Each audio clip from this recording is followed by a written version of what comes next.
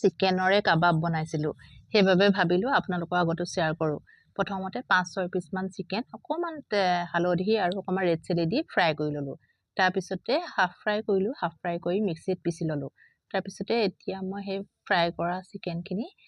মই দিছোঁ বেচন আৰু লগতে অকণমান মছলা দিছোঁ আপোনালোকে যি মছলা থাকে তাকে দিব মই গৰম মছলা আৰু অকণমান জিৰা দিলোঁ আৰু লগতে মই ধনিয়া পাত কেইটামান কাটি দিলোঁ কাটি ধুনীয়াকৈ এনেকৈ দুটা আলু বইল কৰি লৈছিলোঁ আলুটো তাৰ লগত দি দিলোঁ আৰু বেচন দি ধুনীয়াকৈ সানিলোঁ সানি পেলাই এটা এটাকৈ এনেকৈ কোপ্তা বনাই গ'লোঁ বহুত ধুনীয়া হয় খাবলৈ কোপ্তা কয়নে আপোনালোকে চপ বুলি কয় নাজানো মই কিন্তু কোপ্তা বুলিয়ে কৈছোঁ এনেকৈ কোপ্তাত খাবলৈ বহুত বেছি ভাল লাগে আৰু মই যোনখিনি তেলত মানে চিকেনখিনি ফ্ৰাই কৰিছিলোঁ সেইখিনি তেলতে মই আকৌ কোপ্তাখিনি ফ্ৰাই কৰি ল'লোঁ কোপ্তাত খাবলৈ বহুত বঢ়িয়া লাগে এবাৰ বনাই খাই চাবচোন ভিডিঅ'টো